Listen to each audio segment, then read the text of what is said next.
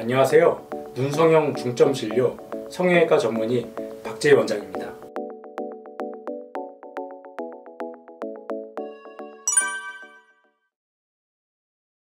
이제 중년 환자분들이 저희 병원에 많이 내원하시는데, 이제 중년 환자분들 같은 경우는 보통 이제 젊은 사람들하고 달리 이제 피부도 좀 많이 처져 있고 눈뜨림도 좀 많이 약해져 있는 상태인 경우들이 종종 있습니다.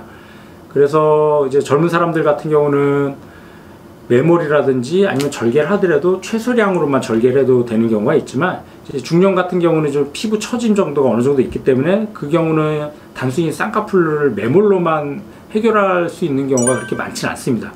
그래서 중년 환자분들 같은 경우 오셨을 때 어떤 수술을 받아야 되는지, 그거는 이제 환자분들의 처진 정도나 눈뜨는 힘, 아니면 또 환자분의 원하는 모양에 따라서 달라집니다. 이제 나는 굳이 큰 쌍꺼풀 필요 없다, 자연스러운 속상 느낌도 괜찮다 그러면 이제 비절개 메몰로도 가능하지만, 그래도 좀 어느 정도 좀 쌍꺼풀이 좀 보이는 게 좋다 그러는 경우는 이제 절개를 해야 되는 경우도 있고, 이제 보통 요즘은 자연스러운 라인을 선호하는 경우가 많기 때문에 단순히 이제 메몰이나 절개에다가 이제 눈썹 거상도 같이 해야 되는 경우들이 많겠죠. 제가 예전에도 설명을 드렸었는데, 이제 단순히 절개로 이 얇은 부위 피부를 많이 잘라내게 되면 눈하고 눈썹이 많이 가까워지면서 불룩해지는, 이제 흔히들 아줌마 쌍꺼풀이라고 하는 안 좋은 인상, 수술한 티가 많이 난다든지 인상이 사나워 보이고 어색한 그런 느낌의 이제 눈을 만드는 경우들이 종종 있기 때문에, 중년 환자분들 같은 경우는 최소한으로 밑에서는 메몰이나 아니면 절개를 하더라도 최소량으로만 절개해주고 나머지는 이제 눈썹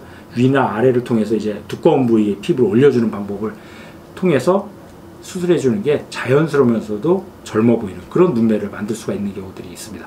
그래서 제가 한번 직접 보면서 좀 설명을 드리겠습니다.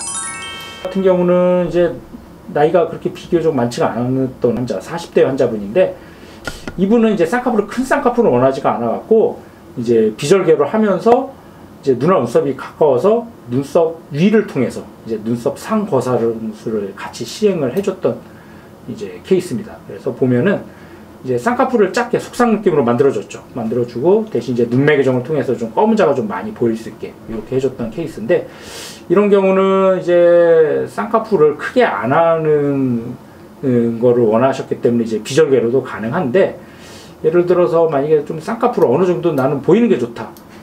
이분 같은 경우는 이제 쌍꺼풀도 문제지만 피부가 많이 처졌죠. 이런 경우는 본인이 원튼 원치 않든 비절개보다는 절개를 하셔야 됩니다. 이제 피부가 많이 처졌던 경우는 이분 같은 경우도 이제 절개를 통해서 쌍꺼풀은 작게 만들어졌지만 대신 이제 눈썹 거상을 밑에서 같이 해줬죠. 눈썹 하거상술을 통해서 처진 피부를 좀 올려주고 쌍꺼풀은 좀 과하지 않게 자연스럽게 만들어졌다.